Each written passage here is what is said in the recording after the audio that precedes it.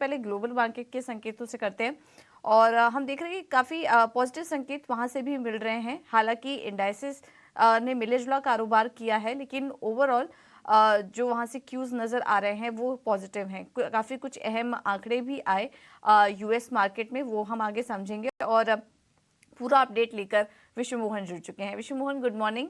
बताइए इस वक्त ग्लोबल मार्केट से संकेत कैसे हैं? गुड मॉर्निंग पूजा। सबसे पहले शुरुआत करेंगे यूएस मार्केट से। यूएस मार्केट हालांकि आज बंद है लेबर डे के मौके पर, लेकिन फ्राइडे के सत्र की अगर बात करें तो ऊपरी स्तरों पर दबाव दिखा था। हालांकि आखिर में डाउ जोन्स और एस&पी हरे निशान में बंद हुए थे, लेकिन नैस्डैक में मामूली कमजोरी दिखी थी। पूरे हफ्ते की बात करें तो जुलाई के बाद सबसे बेस्ट हफ्ता था अमेरिकी बाजारों के लिए, जहां पर 1.5% के आसपास डाउ जोन्स 3.25% से ज्यादा की तेजी नैस्डैक में दिखी। एस&पी 500 में भी पूरे हफ्ते में 2.25% के आसपास की तेजी दिखी। लेबर मार्केट से संकेत की अगर बात करें तो वहां पर मिले जुले नंबर्स थे। अगस्त के जो पेरोल के जो नंबर थे वो बाजार के अनुमान से बेहतर दिख रहे थे, लेकिन जून और जुलाई में जो उन्होंने जॉब के जो नंबर जारी किए थे उसको कम कर दिया गया है।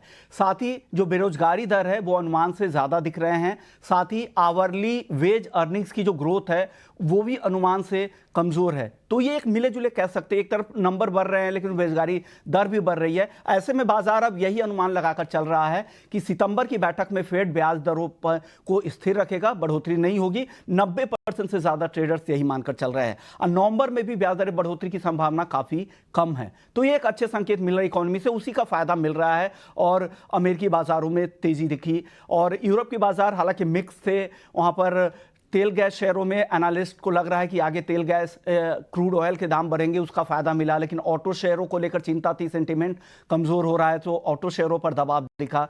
एशिया बाजार की बात करते हैं तो एशियाई बाजारों की आज अच्छी शुरुआत हुई, जैसा आपने कहा भी। तमाम बाजार, ज्यादातर बाजार हरे निशान में दिख रहे हैं। चीन को लेकर फोकस है। चीन लगातार एक के बाद एक प्रॉपर्टी सेक्टर के लिए लगातार नए स्टिमुलस जारी कर रहा है। वहाँ नए जो खरीदार है, घर खरीदार हैं, उनको राहत दी जा रही है। बैंकों से ब्याज दरें कम करने को कहा जा रहा है।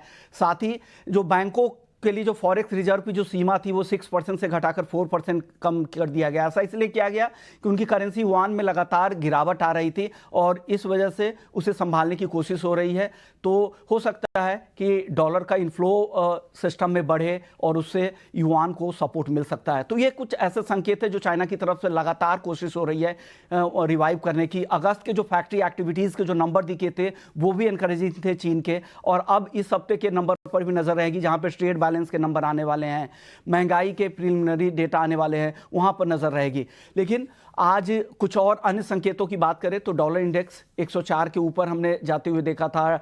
बॉन्ड यील्ड की बात करें तो वो भी अब ऊपर की तरफ जा रहा है, लेकिन क्रूड जो भारतीय बाजार के लिए अहम संकेत है वो वापस 89 की तरफ जा रहा है। तो दो चीजें हो रही है, एक तो हरिकेन सीजन है, अमेरिका में हरिकेन सीजन होता है जुलाई से अक्टूबर का, उस वजह से सपोर्ट मिल रहा है। साथ ही दूसरी तरफ सपोर्ट इस वजह से मिल रहा है कि ओपेक प्लस के जो मेंबर्स है वो लगातार उत्पादन कटौती की जो समय सीमा है उसे बढ़ा रहे हैं, उसे एक्सटेंड कर रहे हैं, उससे सपोर्ट मिल रहा है। तो भारतीय बाजार के लिए मिले जुले संकेत है। गिफ्ट निफ्टी आप देख ही रहे हैं, हल्की तेजी के साथ कारोबार करे, बाजार में असमंजस की स्थिति है, लेकिन आगे किस तरह के डेटा और निकलते हैं, नए इकोनॉमिक नंबर्स क्या आते हैं, उससे बाजार की आगे चाल निर्धारित होगी। जी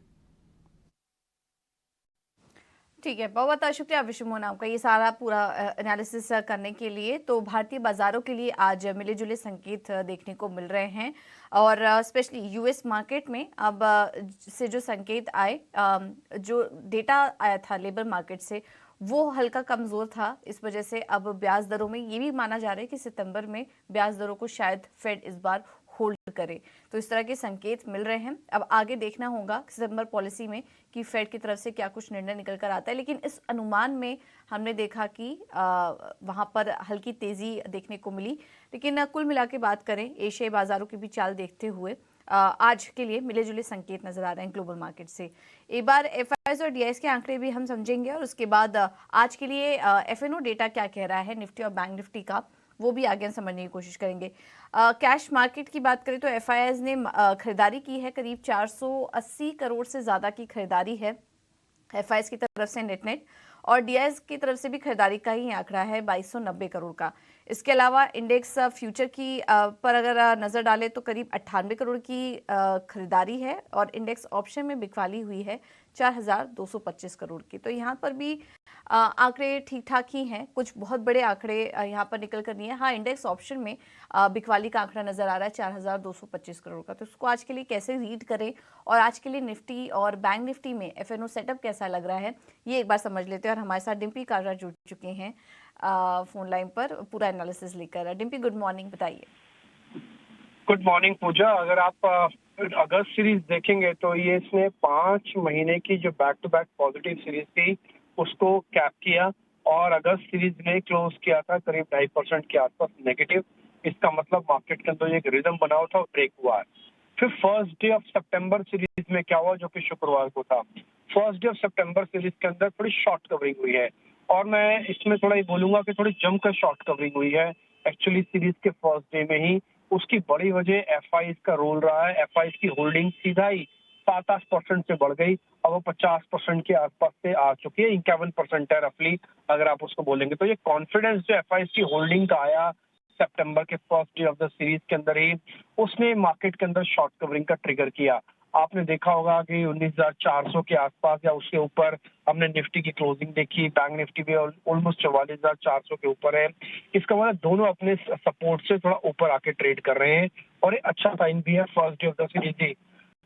तो सितंबर सीरीज के अंदर जिनके पास भी लॉन्ग पोजीशंस है, रोल ओवर करके आए हैं, उनको जरूर होल्ड करना चाहिए अपने पुराने स्टॉप लॉसेस के साथ, जो कि 250 से 300 की रेंज का बनता है निफ्टी का।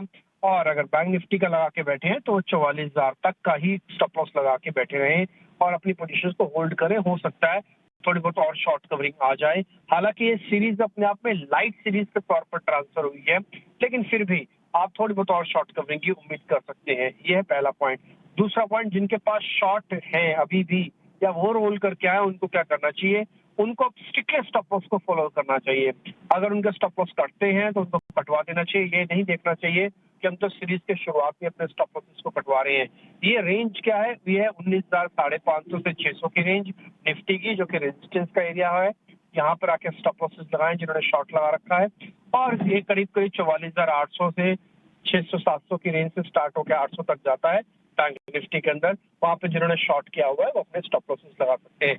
कुल मिला के ऑप्शंस में काम अभी किया जा सकता है। एक्टिव ट्रेड है, अर्ली सीरीज है, आपको ऑप्शंस के प्रीमियम अच्छे मिल जाएंगे। आप ऑप्शंस में काम कर लीजिएगा। स्टॉक स्पेसिफिक अगर काम करना है तो वो भी आप कर सकते हैं। कुल मिला के मार्केट का रिदम अगस्त से सितंबर में आते ही एकाएक थोड़ा सा सुधार हुआ है। ठीक है, तो शॉर्ट कवरिंग और देखने को मिल सकती है और सितंबर के लिए फिलहाल शुरुआत तो काफ़ी अच्छी हुई है। आगे कुछ और भी डेटा पॉइंट देखेंगे, लेकिन कुछ समय तक ये शॉर्ट कवरिंग और जारी रह सकती है। डीपी, बहुत बहुत धन्यवाद आपका समय देने के लिए और ये स्ट्रैटेजी और ये लेवल्स हमें बताने के लिए। तो ये बैंक निफ्टी और निफ्टी के लिए अहम सपोर्ट और रेजिस्टेंस पर अभी हम बात कर रहे थे। लेकिन कुछ ही देर में मार्केट एक्सपर्ट को भी जोड़ेंगे और उनसे भी समझेंगे कि आज फिर स्टॉक स्पेसिफिक रणनीति क्या अपनानी चाहिए। और क्योंकि सितंबर में जब सितंबर की शुरुआत हुई थी महीने की, तब हमने देखा था कि काफ़ी अच्छी क्लोजिंग देखने को मिली थी सोमवार वाले दिन, और माफ़ कीजिए शुक्रवार को काफ़ी अच्छी क्लोजिंग देखने को मिली थी। अब जैसा कि अभी डिम्पी बताए थे कि शॉर्ट कवरिंग आगे भी जारी रह सकती है, तो यहाँ से पॉजिटिव संकेत मिल रहे हैं फिलहाल बाजार के लिए। लेकिन ऐसे में स्टॉक स्पेसिफिक रणनीति क्या अपना के चले, ये समझ लेते हैं। और हमारे साथ नितिलेश पावस्कर जुड़ चुके हैं फोन लाइन पर। Nitilesh, good morning. बताइए आज के लिए किन स्टॉक्स पर नजर है आपकी? Good morning. देखो, आयशर मोटर मुझे अच्छा लग रहा है, लेकिन कंडीशनल बायस होगा 3,407 रुपए के ऊपर निकल रहा है। एक बढ़िया कंसोलिडेशन का ब्रेकआउट माना जाएगा। 3,380 का स्ट्रिक्टली स्टॉप लॉस मेंटेन करना है। टारगेट जो हमारा होगा वो 3,450 रुपए का होगा। कोई बड़ा अगर गैप अप ओपन होता है तो उसको अवॉइड करना चाहिए। दूसरा जो काउंटर होगा वो होगा एयू स्मॉल फाइनेंस बैंक का। अगर हम लोग इसका डेली चार्ट के ऊपर देखेंगे तो एक इन्वर्टेड हेड एंड शोल्डर का फॉर्मेशन चल रहा है। तो यहाँ पे हम लोग बाइंग करके चलेंगे। 730 रुपए के ऊपर बाइंग करना है। 720 रुपए का एक स्टॉप लॉस मेंटेन करना है। 750 रुपए हमारा पहला टारगेट। थैंक यू नितिलेश, समय देने के लिए, ये रणनीति सुझाने के लिए। तो दोनों ही कॉल में खरीदारी करने की सलाह। एयू स्मॉल फाइनेंस 730 के ऊपर खरीदिए 750 के टारगेट्स के लिए, और आयशर मोटर में भी तेजी करने की ही राय 3,450 के लेवल्स के लिए।